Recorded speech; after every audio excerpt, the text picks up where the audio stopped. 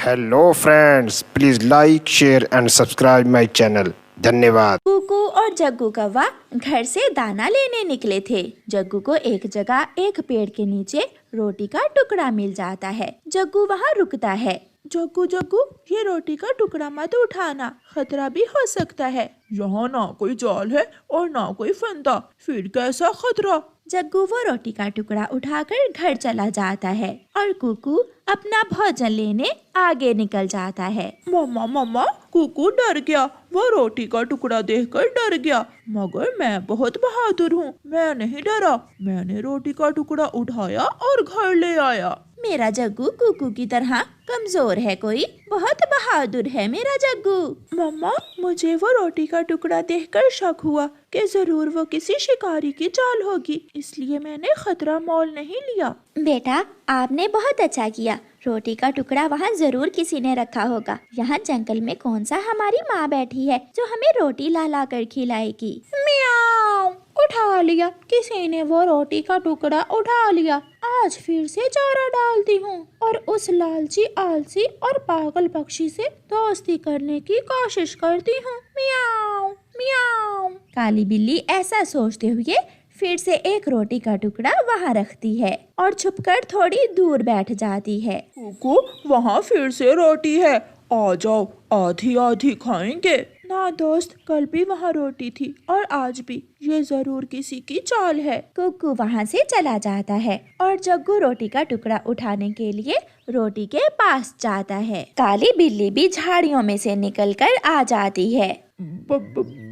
बिल्ली, काली बिल्ली, क्या ये रोटी तुम्हारी है? सॉरी, मैं नहीं खाऊंगा इसे। मियाओ। कौवे, छोटे कौवे, डरो ना, मैं कौन सा तुम्हें खाने जा रही हूँ। ये रोटी मेरी ही है, मगर तुम इसे खा सकते हो और बदले में मुझसे दोस्ती कर सकते हो। मियाओ मियाओ। जग्गू खुश हो जाता है। क्या मैं ये रोटी खा सकता हूँ? कल की तरह घर भी लेकर जा सकते हो और खा भी सकते हो। मियाओ मियाओ।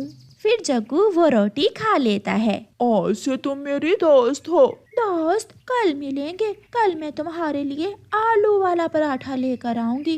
अब तुम जाओ। मियाओ।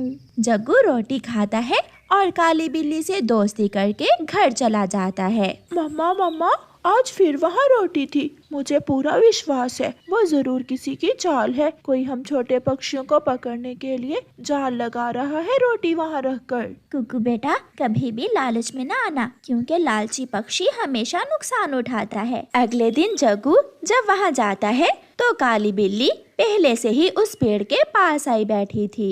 दोस्त, मेरी काली बिल्ली दोस्त, कहाँ है मेरा आलू वाला पराठा? मियाओ।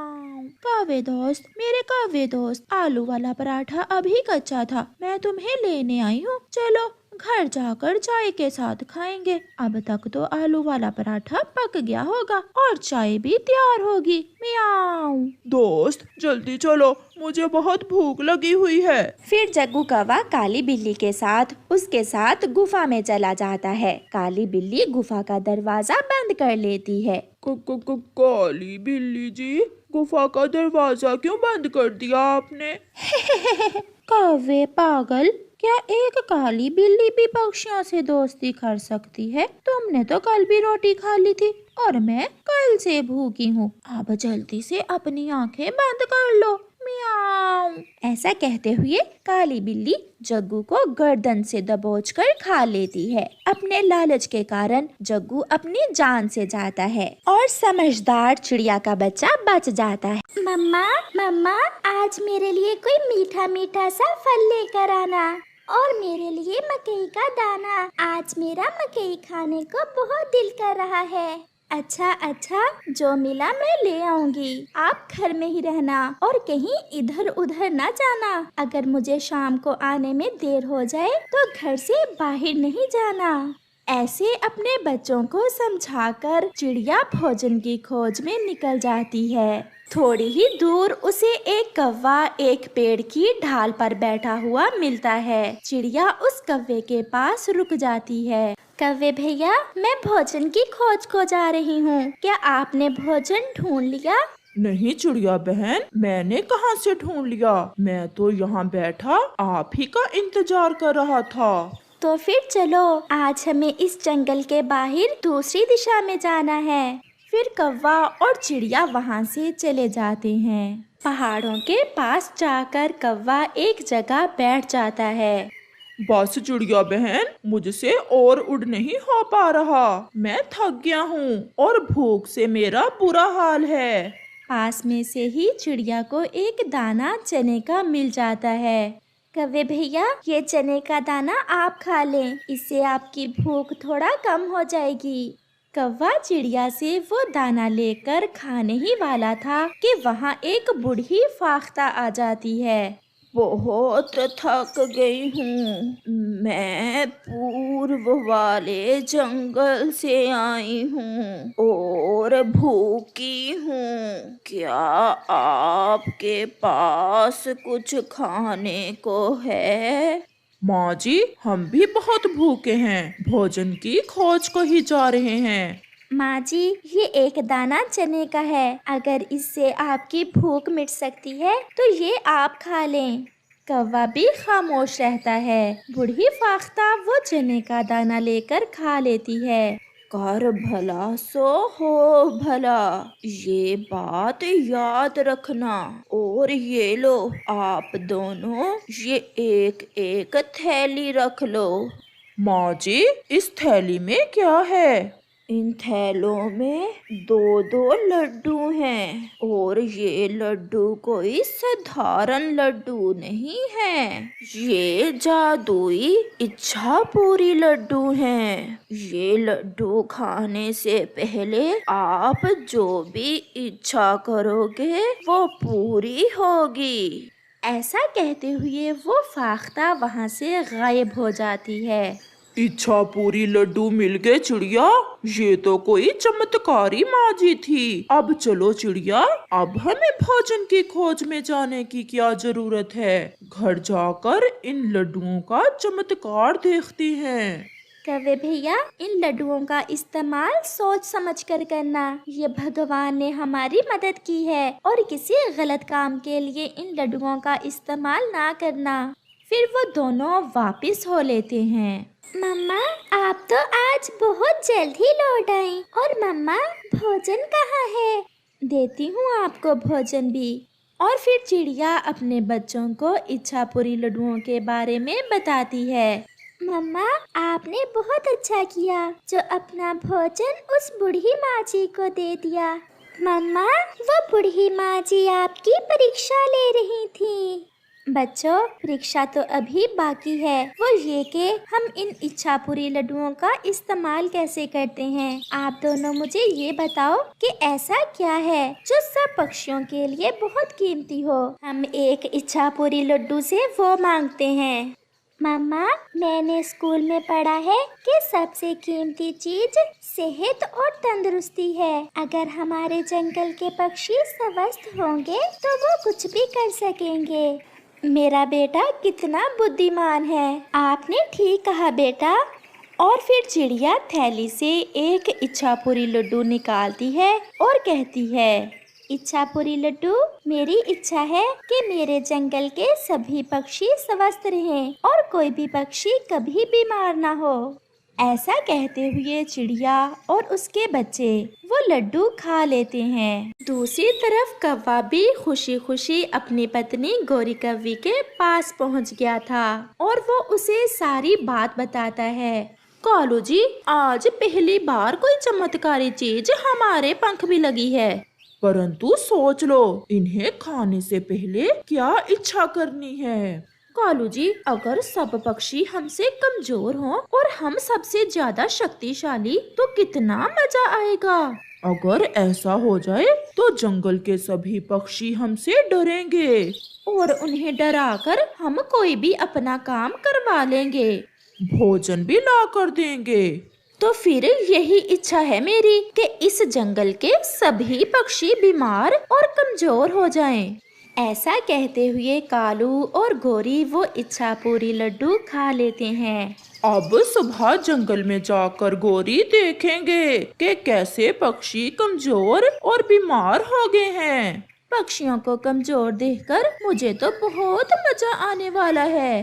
दूसरे रोज चिड़िया अपने दूसरे इच्छा पूरी लड्डू वाली थैली लेती है और अपने दोस्तों के पास चली जाती है। कबूतर और तोते, आज मेरे पास आपके लिए एक बड़ा सरप्राइज है। सरप्राइज? वो क्या चिड़िया बहन? मेरे पास इस थैली में 2 इच्छा पूरी लड्डू थे। एक को मैंने खा लिया है और इच्छा की है कि मेरे जंगल के सभी पक्षी स्वस्थ रहे। तो मैं भी कहूँ, मुझे कल से बुखार था और रात अचानक में स्वस्थ हो गया, तो फिर ये सब काम इच्छा पूरी लड्डू का था।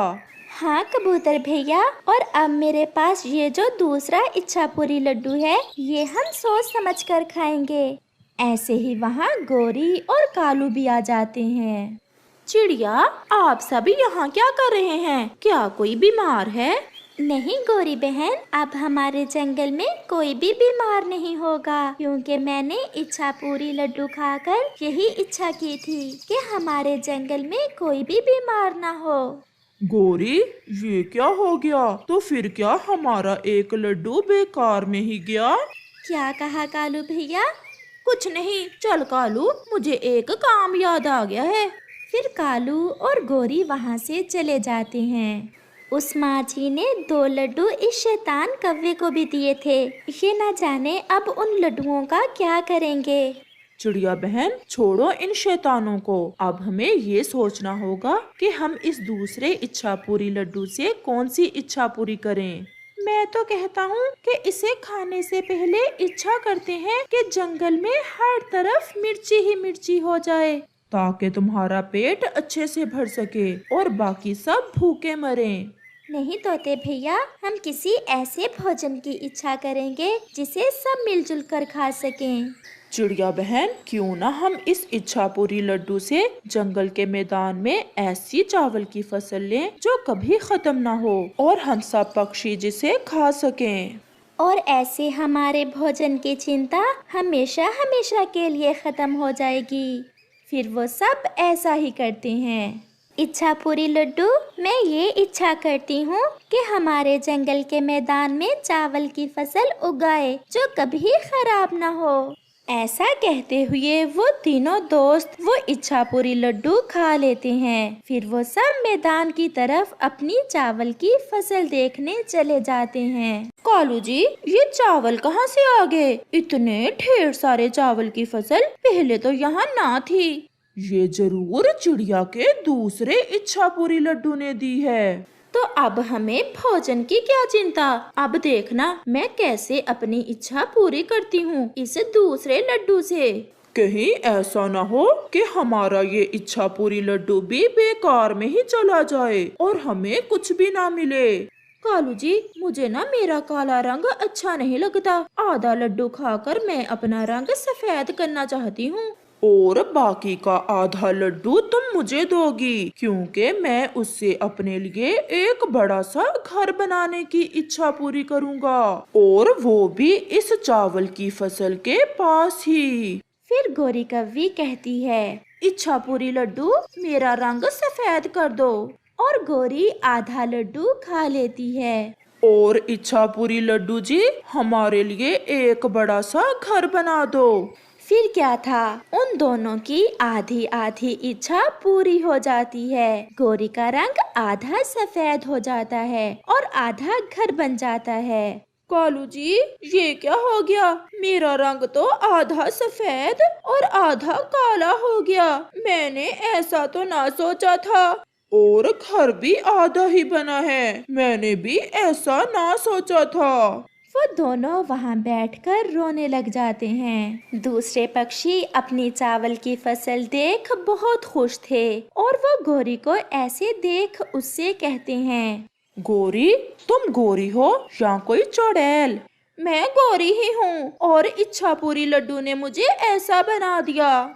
इच्छापुरी लड्डू ने नहीं, तुम्हारे लालच ने तुम्हें ऐसा बना दिया। वो इच्छापुरी लड्डू हमारे लिए एक परीक्षा थी कि हम उन्हें कैसे इस्तेमाल करते हैं। और फिर गौरी रोते हुए वहाँ से चली जाती है। कालू जी, क्या देखा है तुमने? रानो चिड़िया की गंदम की फसल ऐसे लग रही है जैसे पूरे खेत में सोने की बालियां बिखरी पड़ी हों, और एक हमारा खेत है, ढूंढने से भी एक सिट्टा गंदम का दिखाई नहीं देता। गौरी, तुम भी हर समय ऐसे ही रानो चिड़िया के खिलाफ बातें करती रहती हो। भला तुम्हें क्या लेना देना उसकी फसल से? लेना देना क्यों नहीं, मैं नहीं चाहती कि इस बार भी उसकी फसल मुझसे ज्यादा हो और वो पूरे जंगल में नाचती फिरे। तो फिर क्या करना है? करना क्या है, वो तो मैंने सोच रखा है जो करना है। तुम चलो मेरे साथ। पास वाले पहाड़ों पर जो उल्लू रहते हैं वो मेरे जानने वाले हैं। हम उनसे कहते हैं कि आज रात आकर उस छोटी चिड़िया की सारी फसल खराब कर जाएं। गौरी, क्या वो उल्लू मान जाएंगे तुम्हारी बात? मानेंगे क्यों नहीं, मैंने भी कई बार उन्हें चोरी का माल खिलाया है, और वो तो है भी मुझ जैसे शैतान। फिर तो शैतान शैतान की बात जरूर मानेगा। एक लगाऊंगी चोंच अगर फिर मुझे शैतान कहा तो। चलो, अब शाम से पहले पहले घर लौट कर भी आना है, और फिर रात को चिड़िया की फसल बर्बाद होते देखकर एंजॉय करेंगे। और फिर गौरी और कालू कौवा पहाड़ों की तरफ उल्लुओं के पास चले जाते हैं। गौरी जी, आज कैसे आना हुआ? बहुत दिनों बाद चक्कर लगा है। उल्लू जी, बात ये है कि मैंने हमेशा तुम्हें चोरी का माल खिलाया है, अब मुझे भी एक काम पड़ गया है आपसे। बोलो बोलो गौरी, मैं तुम्हारा काम जरूर करूँगा। काम ये है कि एक चिड़िया है हमारे जंगल में, उसकी गंदम की फसल मेरी फसल से ज्यादा अच्छी है, और तुम तो जानते हो अच्छी सिर्फ गौरी है पूरे जंगल में, और वो चिड़िया तो मुझे एक आंख भी नहीं भाती। आप ऐसा करें, आज रात अपने गुंडों के साथ आएं और उसकी फसल बर्बाद कर जाएं। ये काम मेरे लिए कुछ बड़ा तो नहीं है, लेकिन अगर किसी दूसरे पक्षी ने देख लिया तो फिर? आधी रात को तो पेड़ों के पत्ते भी सोए हुए होते हैं, कौन देखेगा? हाँ, लेकिन मैं तो देखूंगी, क्योंकि मुझे बहुत मजा आएगा उस चिड़िया को बर्बाद होते देखकर।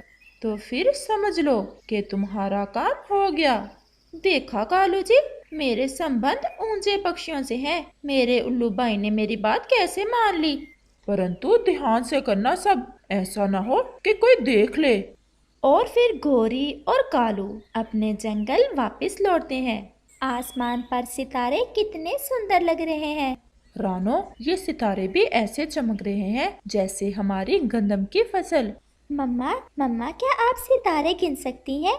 हाँ, गिन सकती हूँ। गिन कर दिखाओ। दिखाओ ना मम्मा, मैंने तो कई बार कोशिश की है, लेकिन मैं भूल जाता हूँ। आसमान पर सारे सितारे एक तरफ और जमीन पर मेरा कुकू सबके बराबर है, और तुम एक ही हो। लो, गिन लिए। मेरा सितारा तो एक ही है, वो है मेरा बेटा कुकू। गंदम की फसल तो पककर तैयार ही थी, इसलिए चिड़ियों का वो परिवार अपनी फसल की निगरानी के लिए अपने खेत में ही ऊंची जगह लेटे हुए थे। वो सब बहुत खुश थे। और फिर रात गहरी हो जाती है। रानो और कुकू, आप दोनों सो जाएं और मैं जाग रहा हूँ। जब मुझे नींद आएगी तो मैं तुम दोनों को जगा दूंगा। परंतु पापा, मुझे तो नींद नहीं आ रही, आप सो जाएं और मैं जागता हूँ। और फिर कुकू का पापा और उसकी मम्मा सो जाते हैं, और कुकू अपनी फसल की निगरानी करता है। गौरी, अब तो रात के 12 बजने ही वाले हैं, लेकिन वो उल्लू आए नहीं अभी तक। वो अपने वचन के पक्के हैं, तुम देखना वो आने ही वाले होंगे। वो सामने की जो फसल है वो है उस चिड़िया की फसल। कहीं ऐसा ना हो कि तुम मेरी दोस्त गोरी कौवे की फसल ही बर्बाद कर दो। और हाँ, अगर कोई पक्षी देख ले तो भाग जाना है और पीछे मुड़कर नहीं देखना। ऐसा ना हो कि कोई हमें पहचान ले। वो उल्लू चिड़िया की फसल से थोड़ा दूर बैठकर ऐसे सलाह करते हैं। अब चलो सब और बर्बाद कर दो चिड़िया की फसल। और फिर वो उल्लू चिड़िया की फसल की तरफ बढ़ते हैं, लेकिन वो उल्लू ये नहीं जानते थे कि आज तो चिड़िया अपने पूरे परिवार के साथ खेत में ही सोई हुई थी। ये कौन हो सकता है? इस समय हमारे खेत की तरफ ये कौन बढ़ रहा है? मुझे पापा को जगाना होगा। और फिर कुकू अपने पापा को आवाज देता है। पापा, पापा, मम्मा, कोई हमारी फसल की तरफ बढ़ रहा है। कुकू के मम्मा पापा भी जाग जाते हैं। हाय भगवान, ये तो कोई चोर लग रहा है। तुम हौसला करो, थोड़ा करीब आने दो, फिर मैं आवाज लगाता हूँ। और फिर जैसे ही वो उल्लू उनकी फसल में दाखिल होते हैं तो कुकू का पापा पास में रखे हुए पत्थर उनको मारता है और कुकू की मम्मा और कुकू शोर मचाते हैं, चोर चोर चोर। ये क्या, गौरी ने तो ये बात बताई ही नहीं कि वो चिड़िया खेत की रखवाली भी करती है। अब भागो यहाँ से, नहीं तो वो हमें पत्थर मार मार कर ही मार देंगे। और फिर वो सब उल्लू वहाँ से भाग जाते हैं। भागो यहाँ से, चोर कहेंगे, भागो भागो, नहीं तो मैं बंदूक भी चला सकता हूँ। ये सुनकर तो उन उल्लुओं की दौड़ें और भी तेज हो जाती हैं। आकाश, ये कौन हो सकते हैं? कोई चोर होंगे, हमारी फसल चुराने आए थे, मुझे थोड़ा पानी दो। और फिर ऐसे वो बाकी की रात जाकर ही गुजारते हैं। और फिर सुबह हो जाती है। कालू, उठो, मुझे तो नींद आ गई थी, मैं देख ही ना सकी चिड़िया की बर्बादी। चलो अब जाकर देखते हैं वो चिड़िया कैसे रो रही होगी। और फिर गौरी और कालू चिड़िया की फसल की तरफ जाते हैं। अरे गौरी, ये क्या, चिड़िया की फसल तो ऐसे ही खड़ी है, इससे तो जरा नुकसान भी नहीं हुआ। ये कैसे हो सकता है? वो उल्लू तो वचन के पक्के हैं। वो बैठे हुए थे कि वहाँ चिड़िया आ जाती है।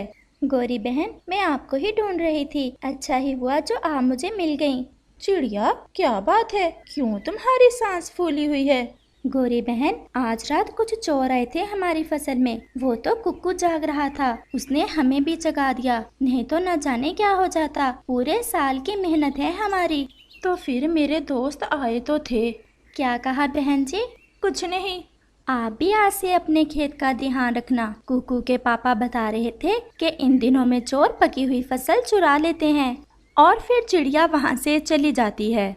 कालू, मेरे दोस्त वादे के तो पक्के निकले, लेकिन देख लो उस छोटे से कुकू के बच्चे ने कैसे हमारा प्लान मिट्टी में मिला दिया और भगा दिया हमारे दोस्तों को। कालू, मेरे सुंदर पति, अब तो तुम ही कुछ कर सकते हो, मैं तो हुई नाकाम। अगर मुझसे प्यार है तो फिर कोई उपाय निकालो। गौरी जी, अगर ऐसे प्यार से बात कर रही हो तो फिर तो मुझे कुछ ना कुछ तो करना ही होगा, और मैंने सोच भी लिया है कि मुझे क्या करना है। ये हुई ना बात, कितनी सुंदर चोंच है मेरे कालू की, और आंखें तो कुछ ज्यादा ही। अब बताओ क्या सोचा है मेरे कालू ने अपनी पत्नी को खुश करने के लिए? गौरी, मैं आज रात चुपके से आऊंगा और चिड़िया की फसल को आग लगा दूंगा। आग? फिर तो सब मिट जाएगा और फिर रानो रोती फिरेगी और मुझसे मांगने आएगी चंद दाने। अब जल्दी से रात हो जाए, मुझसे तो और इंतजार नहीं हो पा रहा। मम्मा, अब हमारी फसल की कटाई कब शुरू होगी? आपके पापा खेत में ही हैं। आज वो अच्छे से देखेंगे कि हमारी गंदम तैयार हो गई है या नहीं, और बस 1 या 2 दिन में कटाई शुरू हो जाएगी। कुकू बेटा, अब आप सो जाओ, रात को फिर पहरा देना होगा हमें अपनी फसल का। और फिर वो माँ बेटा सो जाते हैं। और फिर रात फिर से हो जाती है। चिड़िया अपने परिवार के साथ फिर से अपनी फसल की रखवाली के लिए पहुंच जाती है। कुकू के पापा, आप सो जाएं, हमने तो दिन में भी सो लिया था और हम माँ बेटा अपनी फसल की रखवाली करते हैं। और फिर कुकू का पापा सो जाता है। कालू जी, हम आग फसल में जाकर ही सुलगाएंगे, ऐसा ना हो कि वो छोटा चिड़िया का बच्चा आज फिर जाग रहा हो और फिर से शोर मचा दे। और फिर वो दोनों पति पत्नी अपनी ईर्ष्या द्वेष की आग में जलते हुए छोटी चिड़िया की फसल को आग लगाने चल देते हैं। वो छुपते छुपाते चिड़िया की फसल में पहुंच जाते हैं। कालू, अब जरा ध्यान से आग जलाना। लेकिन चिड़िया की फसल की रखवाली तो चिड़िया के अलावा कोई और भी कर रहा था। वो था चिड़िया का भगवान। और फिर अचानक से आसमान पर एक काले रंग का बादल आता है। अभी कौवे ने आग जलाई ही थी कि वो बादल उनके ऊपर आकर बरसात शुरू कर देता है और आग बुझ जाती है। आज तो कुकू और चिड़िया भी सो गए थे। अब ये कैसा चमत्कार है, ये बारिश इधर उधर तो हो नहीं रही, बस हमारे ऊपर ही होना था इस बारिश को। वो अभी ये बात कर ही रहे थे कि बादल जोर से फटता है और एक बिजली सीधी पास में गोरी की फसल पर गिरती है और उसे आग लग जाती है। गरज की आवाज से चिड़ियों का परिवार भी जाग जाता है। आसमान तो साफ है, फिर जे बादल की गरज कैसे? अरे वो सामने तो गोरी की फसल को आग लगी हुई है। लेकिन गोरी अपनी जलती हुई फसल को देखकर ऐसे चुप थी जैसे अब कभी वो बात ही नहीं करेगी। इस कहानी से हमें सीख मिलती है, जो किसी का बुरा सोचता है अंत में उसका अपना ही बुरा होता है। प्यारे दोस्तों, क्या आप बता सकते हैं गोरी कौवी पूरे जंगल में सबसे ज्यादा किससे जलती है?